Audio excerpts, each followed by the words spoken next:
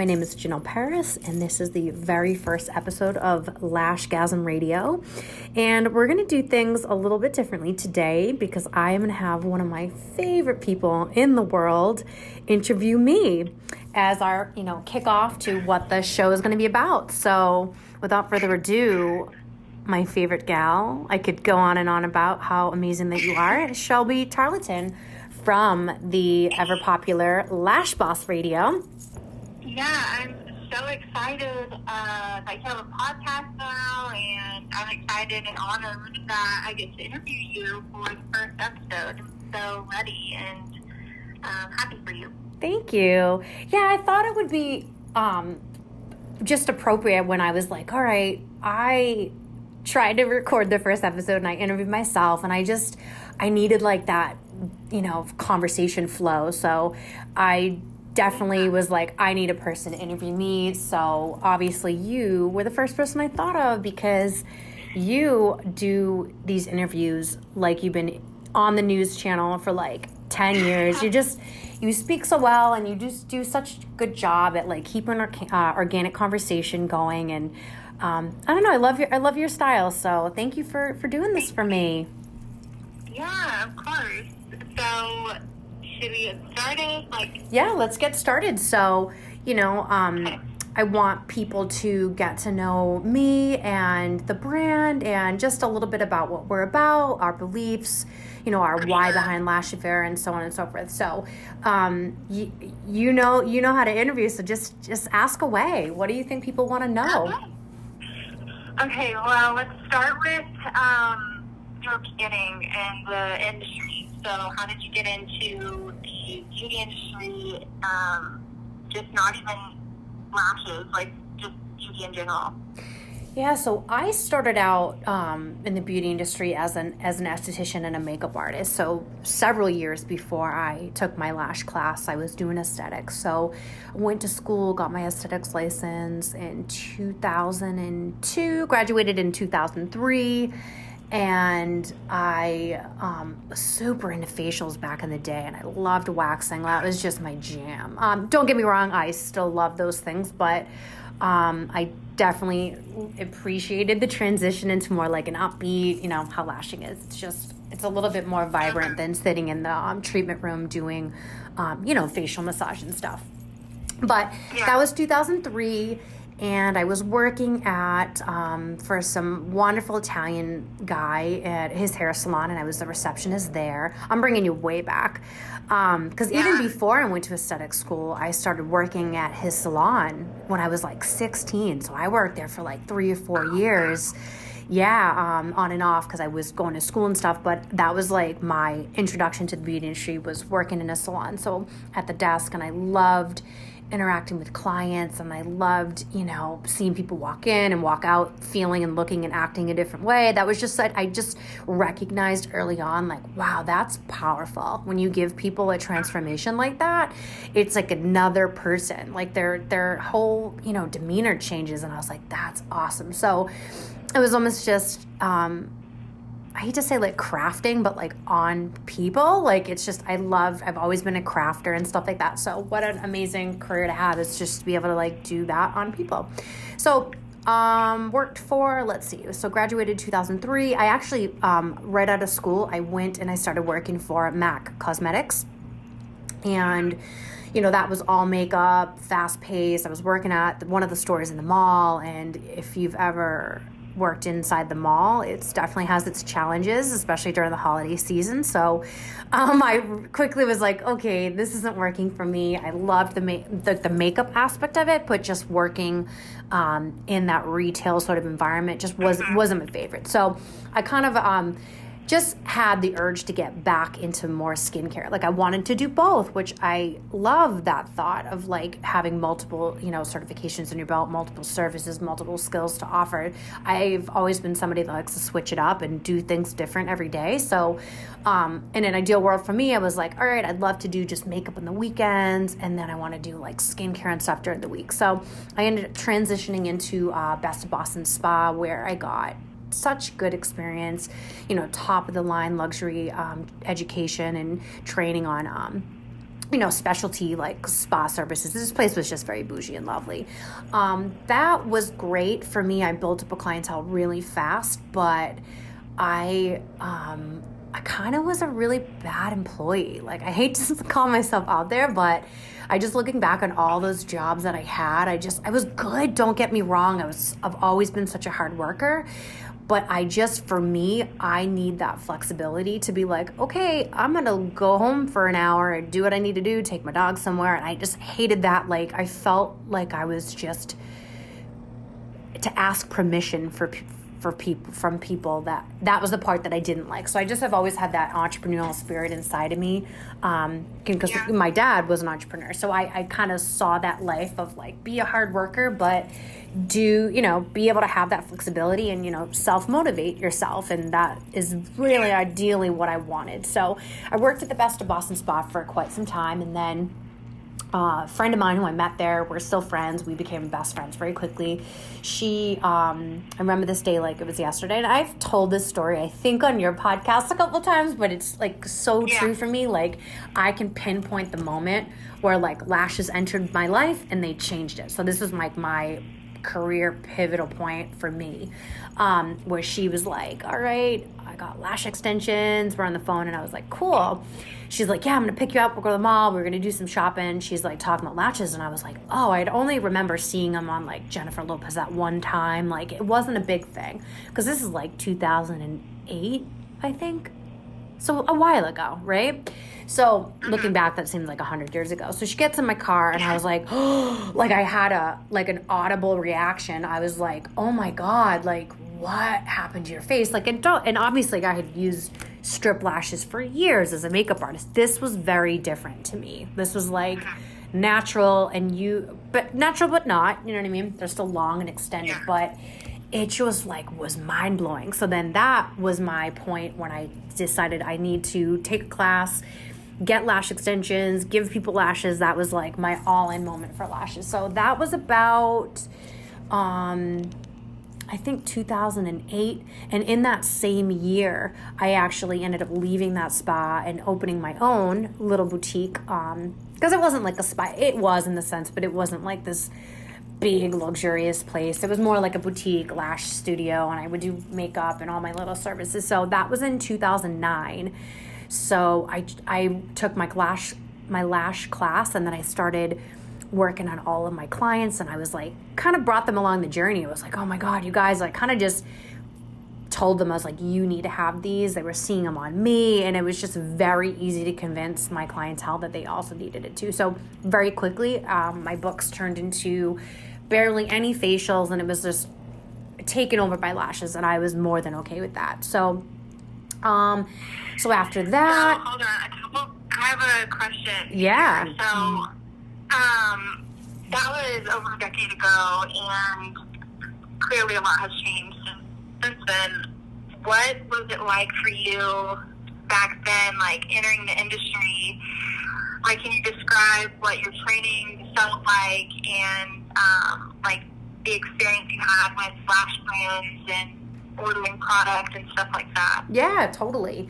And I like to be, like, compassionate, right? Where it's like, this is so long ago, and people that are pioneers and they pave the road, like, they're also sometimes figuring things out, right? It's not like you start, everything's all figured out, where I think that, because I'm trying not to like shit on old training, because it's like, wasn't that great? But like, I get it in that sense, like it was new, right? So we have taken, we've grown leaps and bounds in this industry, and it's something I'm really proud of. Not taking credit for it, I'm just saying it makes me proud to see, all these companies are wanting to do better, offering great training, products are evolved. So my training wasn't fantastic, to say the least. So I definitely left like confused, but excited, because, where the class that I took, it had like 30 people in it, and like midway through the day, about half of those people just like walked out and left. They were like, I'm out. I had no idea it would be this difficult. But, if you're really somebody that's into lashes, like that challenging aspect is what you enjoy. It's like that fire of like, I need to get good, and it's like motivates you rather than makes you frustrated. And don't get me wrong, learning volume, that is frustrating, but it's not enough to deter you to not want to do it, right? So for me, I was always like looking at ways and how do I improve and how do I get better? And, lucky for me, I made friends with a girl in my class who we just had she's so sweet. She sent me a message. She's like, our friend anniversary just came out. So we're still really close. And I think by having that like community aspect was what saved me, because there wasn't really Instagram and Facebook back then, right? This is all like, it was in brand new stages where it wasn't really a popular thing yet. So we didn't have these Facebook groups and, these chat rooms and just, long feeds of people helping people out. It was kind of very hush-hush and, secretive, and nobody wanted to share information like they do now. So that also makes me excited, because it's like you shouldn't hoard information. If information is good, spread it. Like, that's the point, is you love lashes, you should want people to have a great experience. Like, it's not about taking the credit and hoarding the information. I that turns me off so much. So I love that information is being tossed around, and there's conferences now, and it's so good to see that. So I think one of the main reasons why I wanted to start a product line is because and again, going back to, not to say anything was terrible, I just wasn't feeling it, to say that in like a nice way. I just thought we could do better as an industry. So, that was something that I did a little bit differently in the beginning when I started Lash Affair. So this is about 2011, I would say, I started working on the brand. It took a little bit of a pause because I know you know this, but Paul and I moved to Europe, and after we got married in 2012, and we just wanted to travel, and we took about a year off of just living. And if you're a worker like Paul and myself are, it's very challenging, to say the least, to be somebody that doesn't have a purpose. Like, it's like being on vacation permanently, where that might work for some people, but it definitely didn't work for us. I mean, of course, things are a little bit differently. See, now we can work remotely, and we do have that option. We have built this life for ourselves, so it's just different, right? So we were out there. We felt like we needed a little bit more. We wanted to contribute a little bit more, so we came back, started Lash Affair in 2012. We started it, or I started it. He wasn't really involved yet. He was just always supportive, of course, but it was my baby for the first 2.5 years until we grew it to be quite a little beast. But, I just felt the need to put a little love more in like this, especially the customer service aspect of it. I would call and I'd have questions about, say, how I'll just be very specific. So I would have questions on how the adhesive was performing or why it wasn't working, but had somebody told me, this product responds directly responds to the environment. When it comes in contact with moisture, it cures, or if you have it in the sun, it will get sticky. And just, being in the Boston area in New England in the summer, it's like 90% humidity. And I was working next to a hairstylist, which she used color all day. So that's another layer of like, of course my adhesive wasn't working properly, but had I had proper education, I would have been able to navigate that better. So, I would call and I would kind of get a blow-off answer of like, sorry, can't help you, your problem, not mine, right? Where it's like, we definitely don't treat our clients like that and our customers, because, if there's something that they don't know, you have to let them know and inform them and, allow people to have that grace. Of course, are there people out there that try to run scams and say that there's stuff wrong with the product, or, it's all, I lost my package in the mail, that type of thing. Of course that there's always going to be a fraction of that. Some people aren't honest, but, for the most part, people really just need help, right? So it's like, if you inform them and you educate them and empower them, then hopefully in the future they won't have these problems, right? Because then they know better. So that's something that I think we do really well here, is we focus on customer service. So when we were creating Lash Affair, that was one thing that I really just wanted to make sure that we set ourselves apart with, is having quality conversations, helping people. What are we here for if we're not helping people, right? It's like, it doesn't even make sense. So I try to turn like all the not so amazing experiences into like a into an opportunity where we could do better and show people and like kind of lead by example. So yeah, but at the same time, you know, if things are new, like industries are new, it's like if people don't know, you don't know. And I always just keep coming back to that. It's like you can't be mad at somebody for not doing better if they don't know. But I think at this point, it's our responsibility to seek more education and knowledge and choose to do better, because there's kind of no excuse now where it's like if you want to be educated, there's so many, you know, platforms you could be a part of, and you know, not to get lost in the feed, but just have like a purpose. Or you know, you have a conference. You just recently had a conference that I was part of, so it's like there's so many, you know, ways that you can, you know, dive into your industry and get more information. So that's something that we want to just encourage people to constantly do, is to just keep questioning things and ask more questions, and you know, keep trying new things and testing it for yourself. So I think I got off on a little bit of a tangent, but I hope that answered your questions. Yeah, it did. So I want to go back to the beginning with Paul.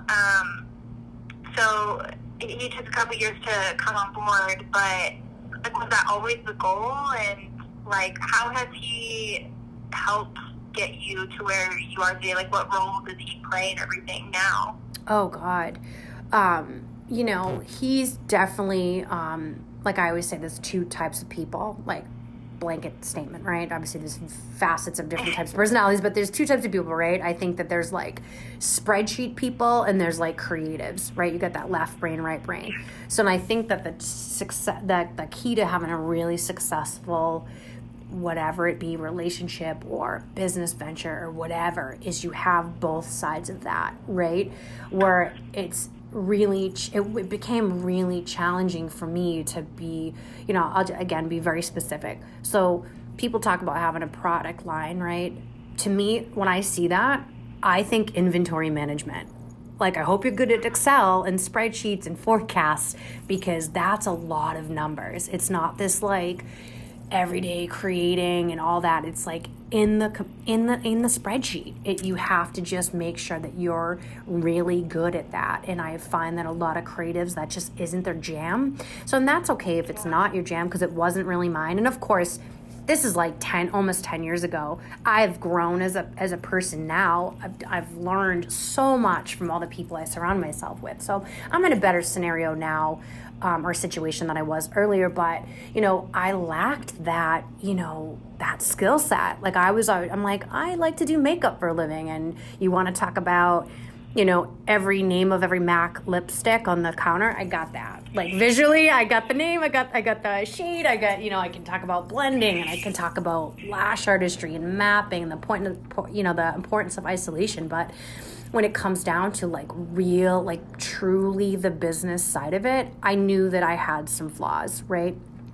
And I made the decision to ask for help and surround myself with people that just have had experience in the past doing that. You know, Paul had a team of 90-something people at one point, and he's used to leading people, and he's used to growing companies. So, you know, we were married, and like he was already supporting me in the back end, and he always used to say like, oh, I'm so inspired by how inspired you are. Like, I would just be up, you know, early in the morning, and I'd be up 3 a.m, just like working things out and just grinding it out. You know, it's like I was a one-person team for a bit, and I'm doing my air quotes, like trying to do marketing and like customer care, and like that I was good at, the customer care part. I can talk to people, and because I give a shit about what I'm doing, and people can feel that. But you know, when it came down to true business stuff, I was like, oh shit, like, girl, I don't want to fake that until I make it. I want to actually like sound like I know what I'm talking about. So that to me was important, and we've always been a team. So it wasn't like, oh, I'm bringing him on because I don't know. Like, that's not even how I was looking at it. It was like, yes, like power in numbers. Like, the bigger the dream, like the bigger your team needs to be. And I definitely stand behind that. And I know that's something that you believe in too, like the power of team. So, I just knew that it was time. So, you know, everybody has different like markers as to like, you know, if you set goals, or, you know, maybe it's like, just how thin are you spread, right? It's like, my mind was kind of more like that, of like, all right, it wasn't like, all right, when we get to this this sales goal or this many orders a day, we're going to like look for more. So it was just kind of this like natural thing that happened where I was just constantly coming to him about what did I think about this? Or, you know, when Lash Affair started to take off, right, Shelby, I had, we, you know, and I don't know, I don't think we got to this part yet, but we started it out of the apartment that we were living in at the time. So like the whole second bedroom was like full of these like inventory, like bins and stuff like that. It was cute little system. But he would come in and he'd be like, you're out of stock on like a lot of SKUs. Like, what's going on? Like, but I wasn't factoring in the growth minus the lead times, minus just all that stuff. And if you don't have like, say if your shipment gets stuck in customs, like that buffer zone, and it's a really dangerous way to run your business if you're constantly out of stock. So that was what was happening, because I don't know, we just started to grow, and I was like, shit, like this is getting to be too complicated for me. It was a great problem to have. So he loves spreadsheeting. That's like his favorite thing on the planet to do, is to just like figure things out, and, you know, Excel. So it just he was, I don't want to say he was retired at the time, but kind of like we're, you know, doing house flips. So he thought it was great. He was like, wow, like this is actually like a business you got over here now. So, and it was me and my one other person at the time. So we were hustling, and it just seemed to be even too much for the two of us, of course. So it was like such a relief when he came on. So he wasn't CEO at first, because that's what he is now. His title is CEO. I'm definitely happy with my founder hat. I found, to me, like I could give a shit about a title, and it's kind of same with him. To me, titles are like more of a formality, where it's like everybody here is just like one team, one goal. You know, it's like, of course, like Lisa's in sales and I do this, but like we're all in it to win it together. So yeah, I didn't care. I mean, they were like, all right, we're gonna, you know, because we have a board and stuff like that, and you have to assign, to be more formal, like in a company, you have to assign these roles. And I was like, I could care less. Like, if you want to make me like the in-house magician, like call me that. I'll put that on my business card. Like, I don't care. To me, it's just like, that's not what it's about. I don't need the credit, and he doesn't need the credit. But in the real world, you have to have some sort of label, I guess. Yeah. So, like, since I've known you, you have moved the business a couple of times, because was it New York? Close. So we were in Connecticut. We were in Connecticut, but Stamford, Connecticut is like 5 minutes over the border of New York. So a lot of people that work and live in the city, we work in Manhattan, they live in Stamford because it's a super easy commute. But girl, is it cold there? Oh wow! Like, so I've seen it. Like, so I was there. You guys were still there, and then you guys moved to Arizona, but just recently moved into an even bigger space. And so I feel like people have seen, like, on the outside, like, you know, the company's growing and everything, but what on the inside has changed to allow for all of that growth that you're talking about back then? Yeah, you know, I definitely had to, and I still struggle with this today. I'll give you an example. So today, right before this, we had a meeting, and we were going, because I really do have my hands in like all the things. So that's why I'm like, yeah, I'm the founder, but I'm like helping with marketing. I'm doing all the stuff. So we had a meeting about the subject lines and like some promo codes. So I'm like, I'm not ready to fully step away from like anything just quite yet. Like, I always have to keep like one eye on like all the things before it goes live. But so I'm getting better at that. So my point is, like, you have to be able to like give up control, because if you're gonna grow, like, I'm only one person, right?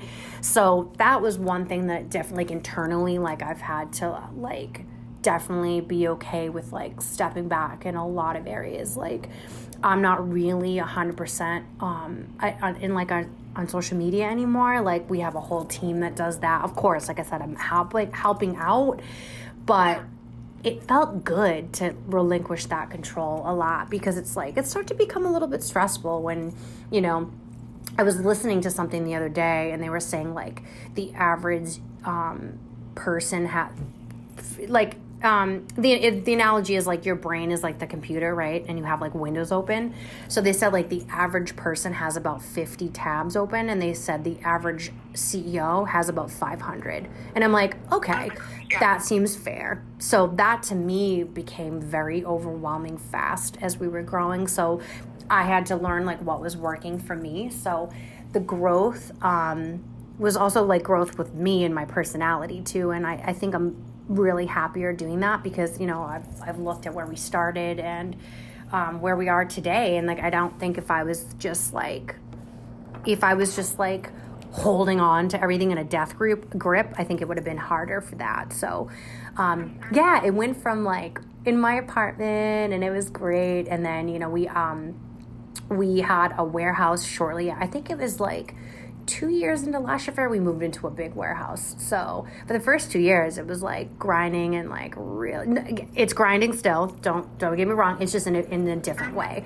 So after that, we went to the warehouse, and then I think it was about the 4th year of Lash Affair. We, you know, obviously we're an e-commerce company, so we rely heavily on shipping, right? So we're like, okay, we're getting to the point where every single Wednesday is like a state of emergency snowstorm, and it was really starting to affect the business, right?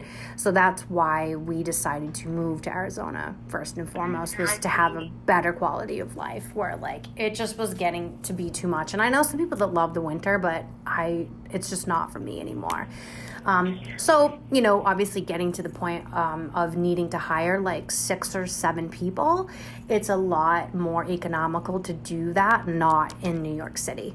Do you know what I mean? Just simple like math, like it's significantly less expensive to live in Arizona in Scottsdale than it is to live in right outside of New York. So, you know, it was obviously a personal decision, but also too like a financial one. You know, as soon as we moved here, we hired a huge team, and that's been evolving too. You know, over quarantine, we doubled the size of our team, which is kind of crazy to think that.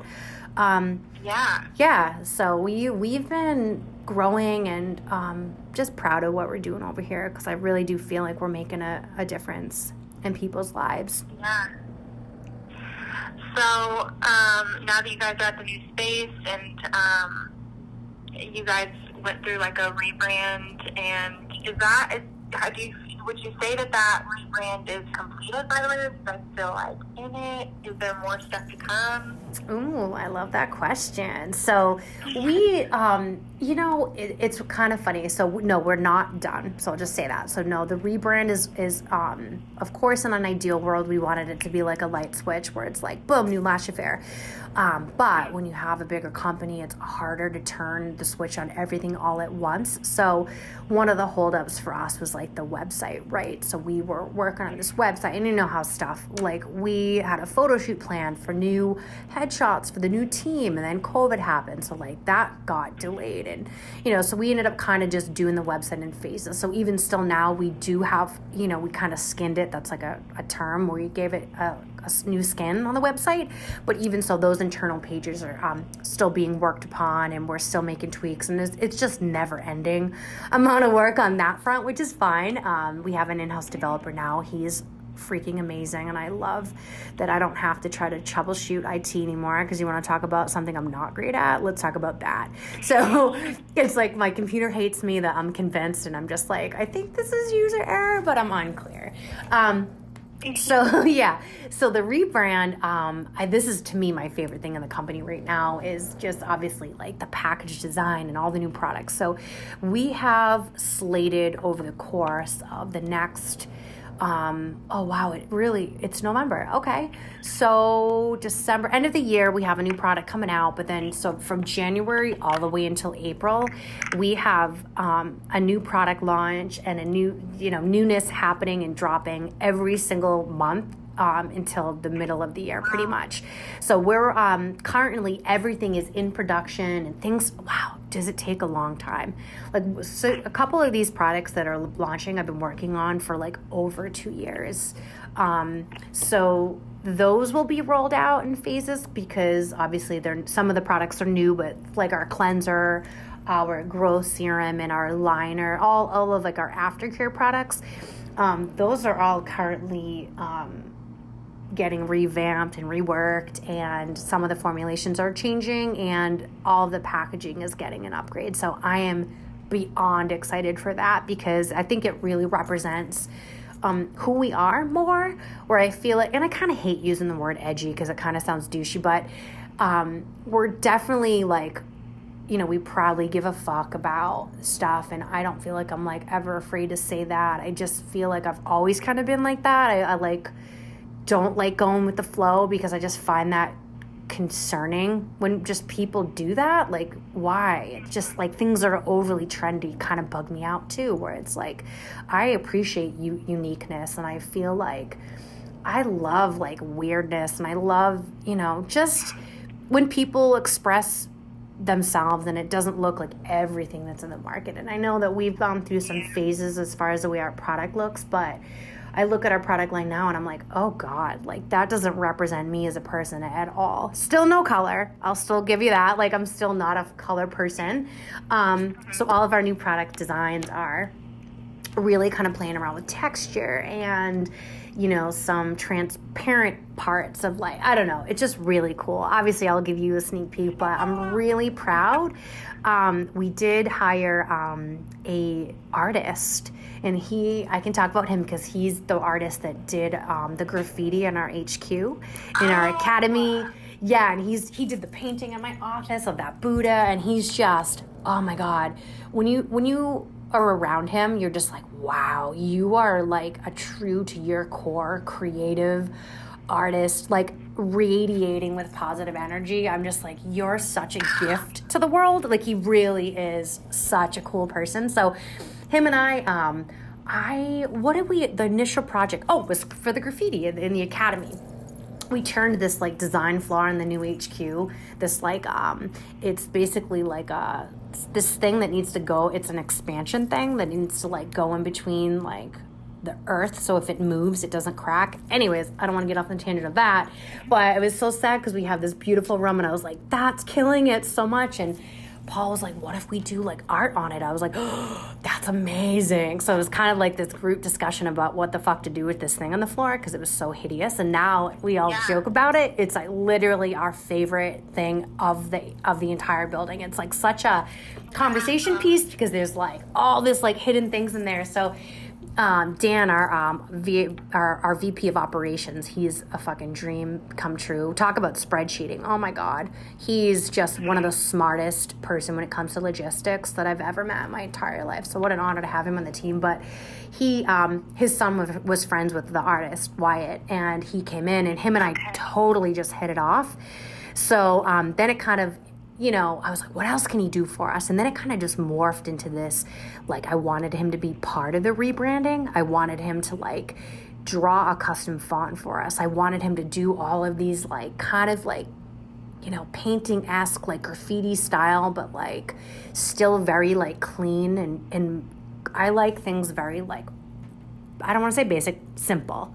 But at the same time, I like a lot of detail. So when him and I have this, like, you know, we had a couple of creative meetings. I was like, oh my God, this is so perfect. And we have this story, and just like, I wanted to support him and as an artist because he's so talented. So we ended up hiring him to do like all the art for all the new products and all the new logos and stuff like that. So hopefully we'll see the first taste of that. Let me see, not hopefully. So one of the products we have coming out in December, he created the art and the packaging for. So that will kind of just be like a preview of like the rest of the line.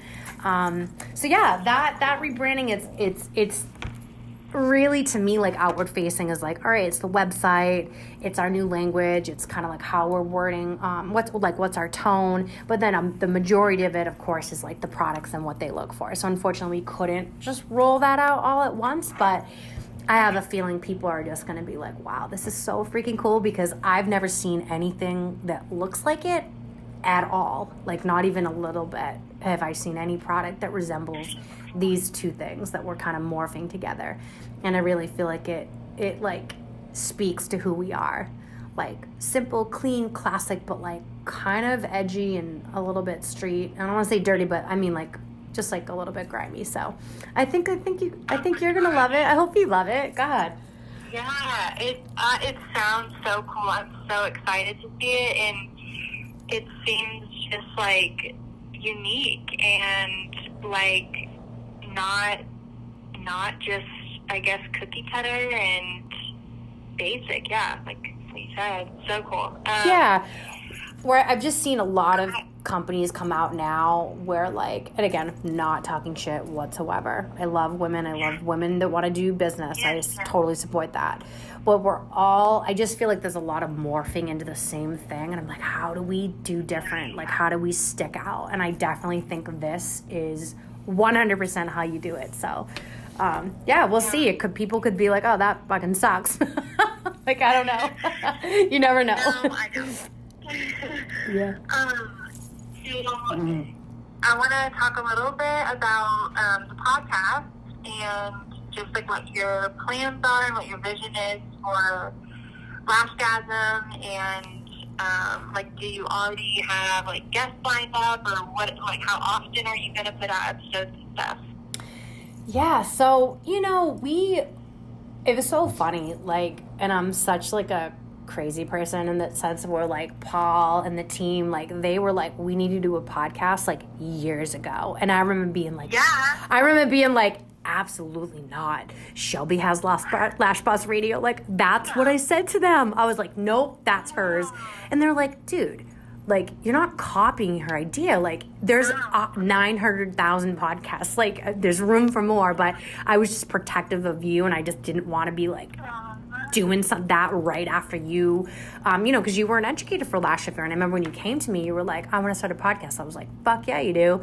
And then, so to me, just to like do one immediately after just felt weird to me. Of course, I've definitely changed my tune, of course, on that. I just don't feel like that's the way it is. I don't think people set out to copy one another. I just think we all have similar ideas. And I think we should just embrace the fact that even if it is a similar idea, what you're bringing to the table is you and your voice. And I think that you're definitely like a very different person than I am, for sure. So I don't anticipate like the way I'll interview to be similar to yours. And that's great. We all have our own, way that we do things. So when we open this HQ, we have, I'll kind of give you the lowdown. So we have, obviously one side is like all of our corporate offices, and we have our conference room, and then we have our media room. That's where we have actually a room that will film Lashgasm Radio in there. I want to get a sign. I love it. I feel like we need a neon sign that says Lashgasm Radio. But for now, we just have the old Lash Affair sign in there. So we have a room, and I'm so excited to actually like interview people in there. And we've already done a couple, but I wasn't happy, like I just said earlier, with like the opener of like me interviewing myself. So we're kind of recording them like not in the order of how they should be. But when they get released, people won't know that, but they will, I guess, now, because I just said it. But so I think our goal is, of course, like we're still learning the space, is we're launching with about 4 already recorded, just being the launch off. And then I think the goal is to do 1 a week, but I think right now we're going to do like 2 a month. Like 1 big one, and then maybe like a couple mini ones here and there. So, because our goal is to not only just do them, with the voice like we're doing now, is we've been filming them like actually with video, so people can watch them too. So, and that when you film them, it's like a way bigger production for sure. Like, and then our podcast guy is great. Shout out to Kaylala, even though he didn't do this one. He has the ability to, say if I want to interview you, which we will interview you for sure, and at a later date, and we can't get you to come to Scottsdale. So he's like, oh, no problem. I have the ability to conference in video with like 6 people, like up to 6 people. So that's cool. So he's opening up like the guest list for us, like to be almost unlimited, right? So we plan on having, I want to have way more than just Lash people. Like, I'm super into like health and fitness and like, psychology. I'm just into like being better and like having quality conversations, and I want to bring more people than just Lash people. So that's kind of the goal of the show, is to just encourage like more real talk, where I feel like there's a lot of PC stuff that's just getting thrown around, and I just feel like I don't feel like that's what you wanted to say at all. Or when people talk about things, I'm just like, that's not how I've heard you talk about it off air, where I just feel like, and then, there's nothing wrong with that. You can censor yourself, but I just feel like I want people to feel like when they come on the show, like they don't have to, be PC or like, say something that's not controversial. Like, I feel like controversial, like, what does that even mean? To me, if something is controversial, that means we should be talking about it more. It means there's way more conversations that need to be had. There's more education that needs to be brought to the subject at hand. Whatever, you name it. Where it's like, if it's controversial, like, why? Because it makes this person over here feel upset. Then ask yourself, why does that make you feel upset? Like, right. The first reaction to somebody's belief, if it's not the same as yours, shouldn't be anger. You should want to talk to that person more. Try to understand why they feel the way that they feel. And that's kind of what we want to do for the show, is invite people on that, it's not just like this biased conversation. Like, I want to bring people on that like don't agree with my point of view. Right? Like, that's a good conversation to listen to. And it's not to argue by any means. It's just about having constructive conversations. So that's kind of the tone of the show. Okay. Yeah. Yeah, that's so cool. I used to, in my interviews, I used to always ask people, like, the first year, I'd be like, what controversial topic are we going to talk about on the episode? And, like, I don't know why I stopped doing that. You should do that more, because those are the hot topics, though. But those are like, we can say like, oh, it's controversial, but like, don't get it twisted. I'm sure that 99.9% of the people, that's what they want to hear. They want to hear about those controversial topics. They want to hear like, other sides of the coin, right? Where, I don't know, at least for me, that's the take. And I don't want to just be like, oh, I heard this on Facebook, which I don't even go on Facebook anymore. It's just too, it's like a traumatizing environment for me. Like, it's just not the energy I want in my life. So I just want to have like, there's something about like being part of conversations too, when you're inadvertently part of it. So like, I have all my favorite podcasts, like when I travel or, when I commute to work. I don't listen to the radio. I just have my podcast going. And I love, like what an honor it is almost that like we're able to be part of another person's conversation, where you're like, wow, whatever the topic may be was like, that was life-changing and like moving for me.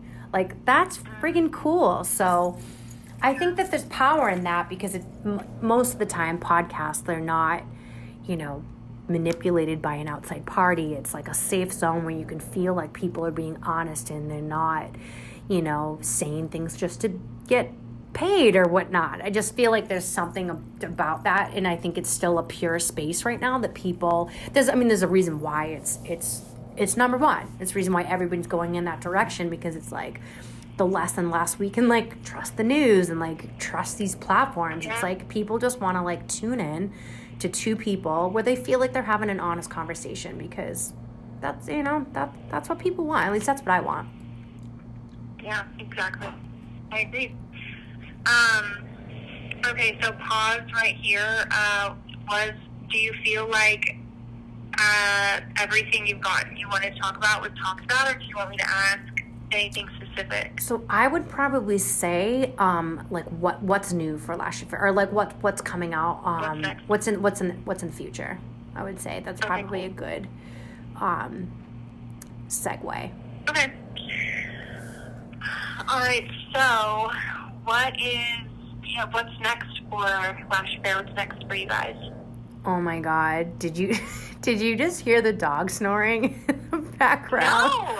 Oh my God! I'm not gonna apologize. I was just gonna say I'm sorry to anyone that's listening. Like, no, don't apologize. This is real life.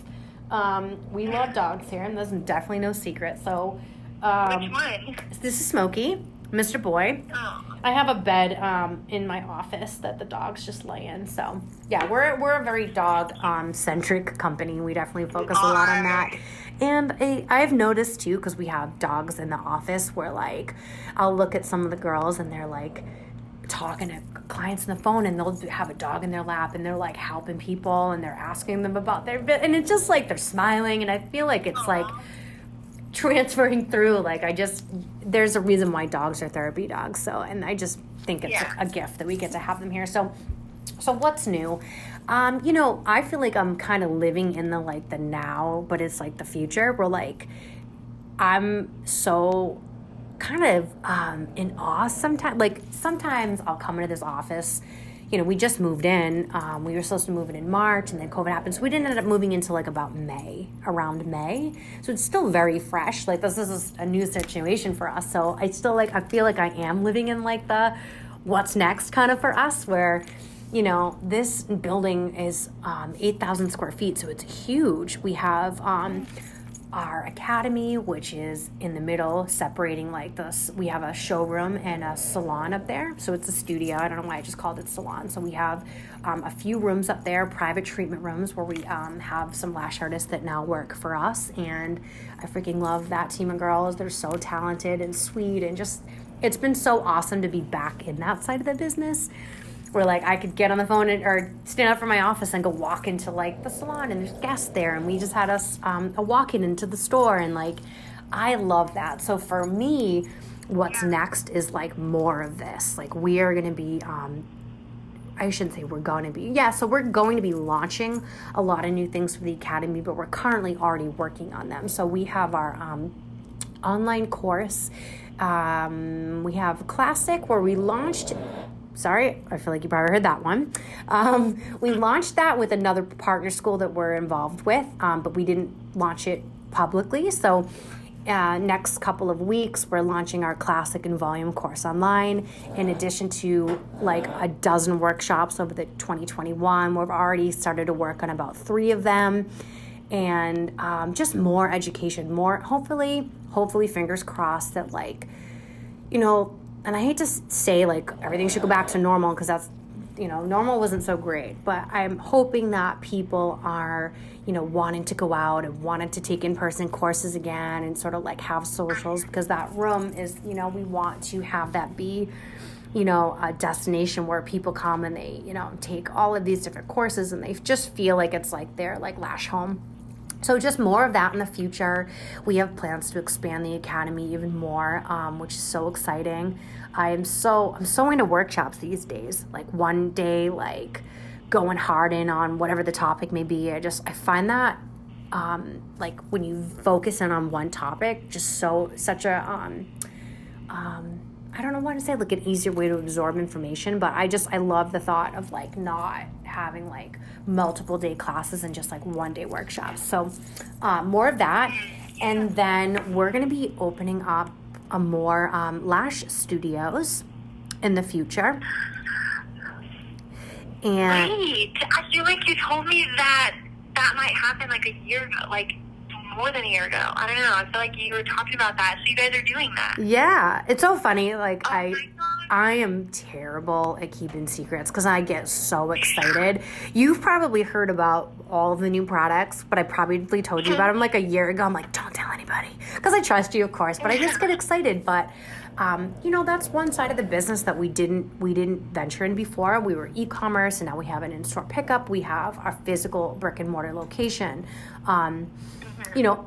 It's great though, because everyone's still set up to kind of work remotely if the need be, and one of our graphic designers, she was working remote today, and I think that's great. So creating a work environment here at HQ where people feel like they have that freedom to sort of be at the office, but not if they don't have to be. So I love that. We're definitely gonna be growing the team more, but back to the studio. So yeah, right. So we have 3 treatment rooms up at the front, and that's been going really, really well. And we wanted to pilot it here because we wanted to make sure that, of course, before we got a standalone building and all that stuff, we just wanted to kind of get our feet wet here, and we're working with Cammie, which I think you met Cammie before, Cammie Hill. I love her. She's one of our educators, but she's our studio manager, and she comes from Michigan, and she moved here fully, I think last winter. She had a salon of 17 people, which she still has, but she has a studio manager back home. So she has a lot of experience growing a team, building a team, all that stuff. So she's up at the front and really helping us with that. But, it's kind of, nothing's set in stone right now, but I think it's definitely a dream of mine is to have a Lash Affair studio in every major city. I think that would be so cool. Yeah, and I don't know if they'll have in-store pickup for like lash artists, but we definitely want to, you know, offer people, you know, a career path, right? So if we're really going to be getting heavy, or not getting heavy, if we're going to continue to contribute on the academy side, and we're like teaching lash artists how to do lashes, and then what now? We send them off into the world. Or there's a lot of people that don't want to start their own business, where they would love to just work for a salon and, or, you know, have a team of people that they work with. So it just kind of makes sense where it's like part of like that life cycle. You know, somebody graduates and then we offer them a position, and then they grow, and we offer benefits here, which is kind of unheard of in, you know, in the beauty industry. Everybody here our employee gets insurance, and like we have just so many awesome things as a company to offer people that I feel like if it was me back in the day, I'd be like, hell yeah, I want to work there. We're like, I mean, obviously I'm biased, but I feel like we're pretty cool to work for, and, you know, like we're fun, right? First and foremost, but we take our shit serious. So for me, that, you know, that like large chain or like franchise model for the lash industry hasn't been a positive one, in my opinion. I don't feel like that's given our industry a good name. So I feel like for me, I want to change that conversation of like, yeah, you can have multiple studios and still have that quality. Like that doesn't have to diminish as you scale, right? I don't think it's one or the other. I truly don't. You know, as long as you have the right infrastructure in place, you should be able to maintain that quality. And I think that finding the right people also align with your beliefs is important too. So that's kind of like why we want to have the students be educated with that mindset of like, be proud of what you do. Don't cut corners, you know, like be someone who creates lash work and feels good about it. You know, we're never going to be the cheapest, and you don't want to be, right? That's not who we are. And I don't even think anybody doing lashes should ever be quote unquote on the cheap side. This is a really difficult service. If you're doing it properly, you should be compensated for that, right? I know you're a big proponent of that, of like raising your prices and like not, you know, playing that, oh, well, she's cheaper down the street. Okay, good for her. Like, cool. You're paying for my experience and my time, not because homegirl down the street decides that she wants to, you know, make a quick couple of bucks. Like, so that's kind of we just want to raise the bar on that side of the equation, where it's like, having studios doesn't mean, you know, multiple studios doesn't mean you have to have, you know, shitty work that's coming out of them. So, like I said, nothing's set in stone, but that's definitely like something that we want to explore more as a company, is to just creating job opportunities for people and, you know, growing the brand. And of course with that is going to come with a shit ton of new products that we're already working on. Like I said, half of those products have been in development for 2+ years. So 2021 is going to be, I will make it be a positive year. I will force it into existence. Like, we just have so many awesome things that I just think are going to make people's lashing lives so much easier and so much more enjoyable and fun too. So with that, studios will come a ton of new products. So, you know, just more growth, but more of like the same, but a new us, if that makes sense. Like, we're going to be true to our roots and who we are as a company, and, you know, not slacking off on quality, and just making sure we're always trying to be innovative and, you know, helping people. I feel like I've said that 6 times in this interview, but it's like, I just feel like that's what it's about. It's helping the lash artists be better, and then it's helping the lash artists help the clients be better. Because it's like, you know, right? It's like, what will make this better job is to have better clients. Like, what, you know, I'm sure you did clients for years and you have a team of people. Isn't it such a dream when you have like a client that asks really good question and like gets it, and like they don't have to be babied because they understand? Yeah. That's a better client, and that's an educated client. So I think we need to learn to like work on that. It's like, have more quality conversations, teach these people some things, because then that's how they'll recognize that you are different than your competitor, right? It's like, how are they going to know that if they don't know the slightest bit of what you're doing? And I'm not saying overwhelm them and teach them lashes, but educate them on the importance of good aftercare and so on and so forth. So I think I went off on another tangent again. I do that. But yeah, just stay tuned. That's where you can do that, because people love I don't know. I love listening to long form podcasts. I don't know. I sometimes I like my short episodes, but I like listening to shows that you can hear all the tangents. So you're in the right place. Perfect. Yeah. So I definitely feel like we're always the company that like listens to our, I hate to say customer, right? But because I always want to just say client. Like I just don't like using that word customer, but I just feel like we're people that just listen to feedback. You know, if like we get a ton of feedback on one product, we're like, okay, maybe we should consider that. So we are always down to hear what you guys want to see from us. Like, so I'm all open on that, like product wise or education or courses or anything as a company. Like, how can we do better? Because if we're doing better, that means we're like serving people in the way that they need to be served. And that's hopefully in a positive way. So love it. Yeah. Well, thanks, buddy. I really appreciate you doing this for me and being part of the very first episode of Lashgasm Radio. We will have to get you on, and I want to interview you because I know that your life is ever evolving and you have so many positive, cool things happening. Thank you again for all the hard work that you put in for the Lashboss virtual conference. Hopefully one day that will be in person. We can get everybody together again. But that's it for now. Stay tuned for more episodes and more episodes with Shelby. Awesome. All right. Thank you.